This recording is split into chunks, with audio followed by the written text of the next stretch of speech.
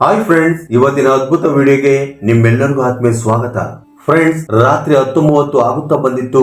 ದೆಹಲಿಯ ವಿಮಾನ ನಿಲ್ದಾಣದ ಮಿನುಗುವ ದೀಪಗಳ ಕೆಳಗೆ ಪ್ರತಿಯೊಬ್ಬರು ತಮ್ಮ ತಮ್ಮ ಗಮ್ಯ ಸ್ಥಾನದತ್ತ ಓಡುತ್ತಿದ್ದರು. ಒಬ್ಬರು ನಗುತ್ತಾ ಸ್ನೇಹಿತರಿಗೆ ವಿದಾಯ ಹೇಳುತ್ತಿದ್ದರೆ, ಮತ್ತೊಬ್ಬರು ಅವಸರದಿಂದ ಬೋರ್ಡಿಂಗ್ ಗೇಟ್ ನತ್ತ ಧಾವಿಸುತ್ತಿದ್ದರು. ಈ ಜನರ ಗುಂಪಿನಲ್ಲಿ ಹಳೆಯ ಜಾಕೆಟ್ ಧರಿಸಿ ಹೆಗಲ ಮೇಲೆ ಹಳೆಯ ಬ್ಯಾಗ್ ಅನ್ನು ನೇತಾಕಿಕೊಂಡು ಒಬ್ಬ ವೃದ್ಧರು ನಿಧಾನವಾಗಿ ನಡೆಯುತ್ತಿದ್ದರು. ಅವರ ಬಿಳಿ ಕೂದಲು ಮತ್ತು ಸುಕ್ಕುಗಟ್ಟಿದ ಮುಖವನ್ನು ನೋಡಿದರೆ ಯಾರಾದರೂ ಅವರನ್ನು ಸಾಮಾನ್ಯ ವ್ಯಕ್ತಿ ಎಂದು ಭಾವಿಸುತ್ತಿದ್ದರು. ಬಹುಶಃ ನಿವೃತ್ತ ಶಿಕ್ಷಕ ಅಥವಾ ಸಾಮಾನ್ಯ ಉದ್ಯೋಗಿಯಾಗಿರಬಹುದು ಎಂದುಕೊಳ್ಳುತ್ತಿದ್ದರು. ಅವರು ಸಾಲಿನಲ್ಲಿ ನಿಂತುಕೊಂಡು ಮತ್ತೆ ಮತ್ತೆ ತಮ್ಮ ಜೇಬಿನಿಂದ ಟಿಕೆಟ್ ತೆಗೆದು ನೋಡಿ ಮರಳಿ ಜೇಬಿನಲ್ಲಿ ಇಟ್ಟುಕೊಳ್ಳುತ್ತಿದ್ದರು. ಅವರ ಬಳಿ ನವದೆಹಲಿಯಿಂದ ಮುಂಬೈಗೆ ಬಿಸಿನೆಸ್ ಕ್ಲಾಸ್ ಟಿಕೆಟ್ ಇತ್ತು. ಆದರೆ ಟಿಕೆಟ್ ಕೌಂಟರ್ ನಲ್ಲಿ ನಿಂತಿದ್ದ ಅರ್ಚನಾ ಆ ಟಿಕೆಟ್ ನೋಡಿದ ಕೂಡಲೇ ಅವಳ ತುಟಿಗಳಲ್ಲಿ ತೆಳುವಾದ ಅಸಡ್ಡೆಯ ನಗು ಮೂಡಿತು. ತಾತ, ಏನಾದರೂ ತಪ್ಪಾಗಿದೆಯೇ ಎಂದು ಕೇಳಿದಳು. ಆ ವೃದ್ಧನು ಆತಂಕದಿಂದ, ಏನಾಯ್ತಮ್ಮ, ಟಿಕೆಟ್ ಸರಿಯಾಗಿದೆಯಲ್ಲವೇ ಎಂದು ಕೇಳಿದರು. ಅದಕ್ಕೆ ಅರ್ಚನಾ, ಇದು ಬಿಸಿನೆಸ್ ಕ್ಲಾಸ್ ಟಿಕೆಟ್ ತಾತ, ನೀವು ಖರೀದಿಸಿದ್ದೀರೋ ಅಥವಾ ಯಾರಾದರೂ ಕೊಟ್ಟಿದ್ದಾರೋ ಎಂದು ಉತ್ತರಿಸಿದಳು. ಆಗ ಸಾಲಿನ ಹಿಂದುಗಡೆ ನಿಂತಿದ್ದ ಒಬ್ಬ ವ್ಯಕ್ತಿ ನಗುತ್ತಾ, ಮೇಡಮ್, ಇವರಿಗೆ ಫ್ರೀ ಟಿಕೆಟ್ ಸಿಕ್ಕಿರಬಹುದು ಎಂದರು. ಇದನ್ನು ಕೇಳಿ ಸಾಲಿನಲ್ಲಿ ನಿಂತಿದ್ದ ಉಳಿದವರೆಲ್ಲರೂ ನಗಲು ಆರಂಭಿಸಿದರು. ವೃದ್ಧನು ಮೌನವಾಗಿದ್ದರು. ಅವರ ಮುಖದಲ್ಲಿ ನೋವು ಸ್ಪಷ್ಟವಾಗಿ ಕಾಣುತ್ತಿತ್ತು. ಆದರೆ ಅವರು ತಮ್ಮನ್ನು ತಾವು ನಿಯಂತ್ರಿಸಿಕೊಂಡರು.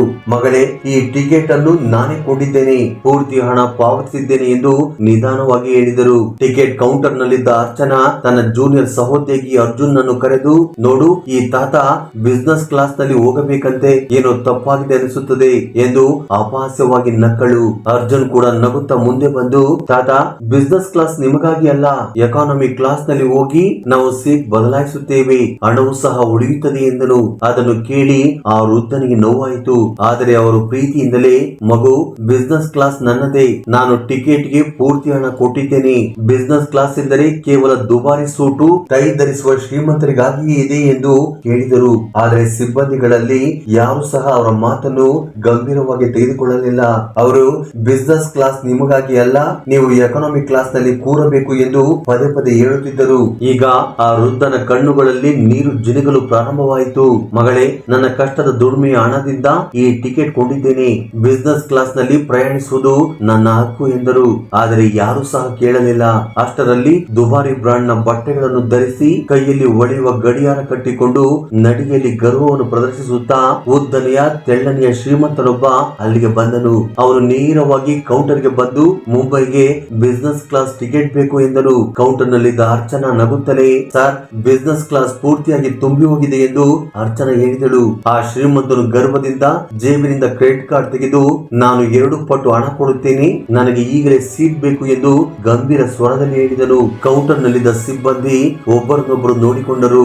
ನಂತರ ಅವರ ದೃಷ್ಟಿ ಆ ವೃದ್ಧ ಪ್ರಯಾಣಿಕನ ಮೇಲೆ ಬಿತ್ತು. ಆತ ಇನ್ನು ಮೌನವಾಗಿ ನಿಂತಿದ್ದನು. ಒಬ್ಬ ಉದ್ಯೋಗಿ ಮುಂದೆ ಬಂದು ಕೋಪದಿಂದ, ತಾತ, ನಿಮ್ಮ ಬಿಸಿನೆಸ್ ಕ್ಲಾಸ್ ಸೀಟ್ ಅನ್ನು ಬಿಟ್ಟು ಬಿಡಿ, ಇವರು ನಮ್ಮ ವಿಶೇಷ ಗ್ರಾಹಕರು, ಇವರಿಗೆ ಅವಶ್ಯಕತೆ ಇದೆ, ನಿಮ್ಮನ್ನು ಎಕಾನಮಿ ಕ್ಲಾಸ್ ಅಲ್ಲಿ ಹೊಂದಿಸುತ್ತೇನೆ ಎಂದು ಗಟ್ಟಿಯಾಗಿ ಹೇಳಿದನು. ಆಗ ಆ ವೃದ್ಧನು ಆಶ್ಚರ್ಯದಿಂದ, ನಾನು ಈ ಟಿಕೆಟ್ ಗೆ ಹಣ ಪಾವತಿಸಿದ್ದೇನೆ, ಟಿಕೆಟ್ ನನ್ನ ಹೆಸರಲ್ಲಿದೆ, ನನಗೆ ಏಕೆ ಸೀಟು ಕೊಡುವುದಿಲ್ಲ ಎಂದು ಕೇಳಿದರು. ಸಿಬ್ಬಂದಿ ಅವರ ಬ್ಯಾಗ್ ಅನ್ನು ಎಳೆದು, ಸರ್, ನಿಮಗೆ ಮರ್ಯಾದೆಯಿಂದ ಹೇಳುತ್ತಿದ್ದೇವೆ, ನಮ್ಮೊಂದಿಗೆ ವಾದಿಸಬೇಡಿ, ಬಿಸಿನೆಸ್ ಕ್ಲಾಸ್ ನಿಮ್ಮಂತವರಿಗಲ್ಲ, ನೀವು ಅಲ್ಲಿಗೆ ಸರಿ ಹೊಂದುವುದಿಲ್ಲ ಎಂದು ನಿಮ್ಮ ಮುಖವೇ ಹೇಳುತ್ತಿದೆ ಎಂದರು. ಈಗ ಕೆಲವು ಪ್ರಯಾಣಿಕರು ಕೂಡ ಈ ನಾಟಕವನ್ನು ನೋಡಿ ನಗುತ್ತಿದ್ದರು. ಕೆಲವರು ತಲೆ ತಗ್ಗಿಸಿದರು. ಆದರೆ ಯಾರು ಸಹ ಆ ವೃದ್ಧನ ಪರವಾಗಿ ಮಾತನಾಡಲಿಲ್ಲ. ವೃದ್ಧನ ಕಣ್ಣುಗಳಿಂದ ಈಗ ಕಣ್ಣೀರು ಧಾರಾಕಾರವಾಗಿ ಹರಿಯತೊಡಗಿತು. ಅವರು ಕುರ್ಚಿಯ ಮೇಲೆ ಕುಳಿತುಕೊಂಡು ನಿಧಾನವಾಗಿ, ಇಷ್ಟು ದೊಡ್ಡ ಅವಮಾನ ನನ್ನ ಸ್ವಂತ ದೇಶದಲ್ಲಿಯೇ ಬಡವನಿಗೆ ಮನಸ್ಸಿರುವುದಿಲ್ಲವೇ, ಮುಪ್ಪಿಗೆ ಗೌರವವಿಲ್ಲವೇ ಎಂದು ನಡುಗುವ ಸ್ವರದಲ್ಲಿ ಕೇಳಿದರು. ಅವರ ಧ್ವನಿ ಕೇಳಿ ಒಂದಿಬ್ಬರು ಮಹಿಳೆಯರು ದುಃಖದಿಂದ ತಲೆಬಾಗಿದರು.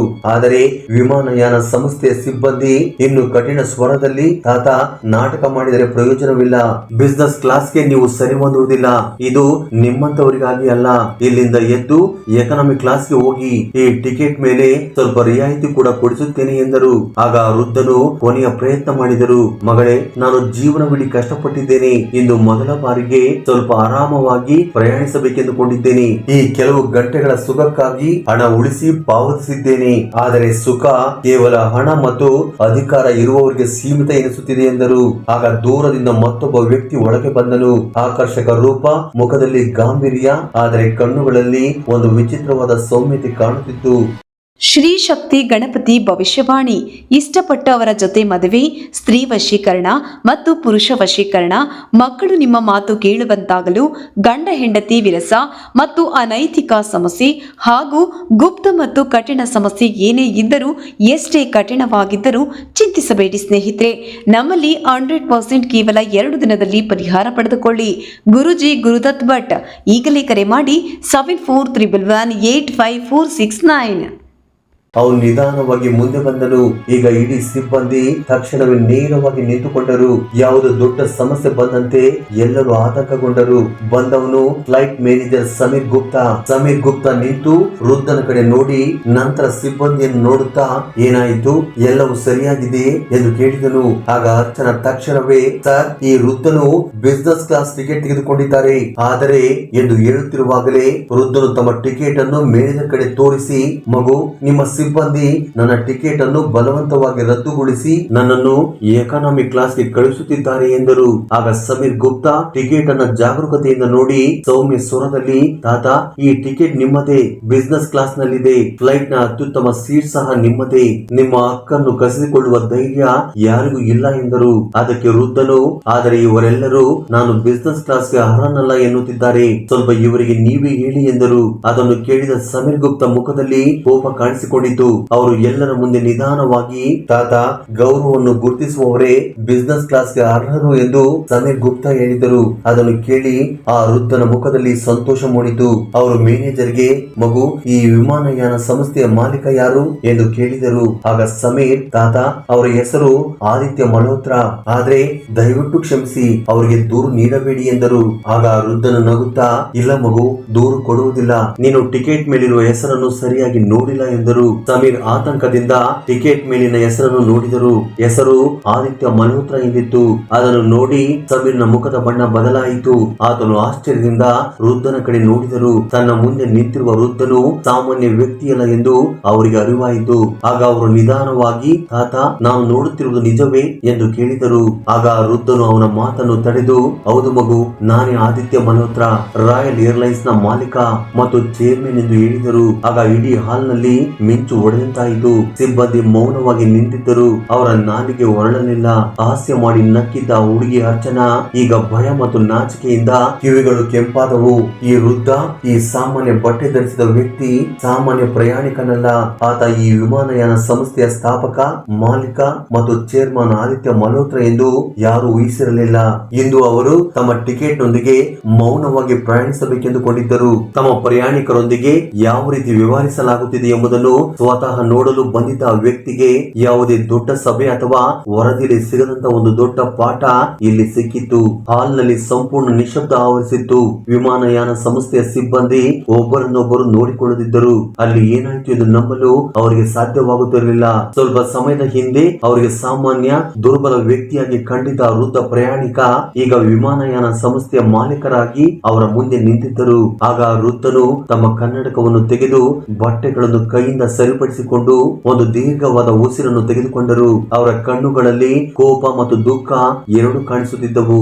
ನೀವು ನನ್ನನ್ನು ಮಾತ್ರವಲ್ಲ, ನಿಮ್ಮ ಕರ್ತವ್ಯವನ್ನು ಅವಮಾನಿಸಿದ್ದೀರಿ ಎಂದು ಅವರ ಗಂಭೀರವಾದ ಸ್ವರವು ಹಾಲ್ನಲ್ಲಿ ಪ್ರತಿಧ್ವನಿಸಿತು. ಒಬ್ಬ ಪ್ರಯಾಣಿಕನ ವಯಸ್ಸು ಮತ್ತು ಬಟ್ಟೆಯ ಆಧಾರದ ಮೇಲೆ ನೀವು ವ್ಯವಹರಿಸುತ್ತೀರಾ?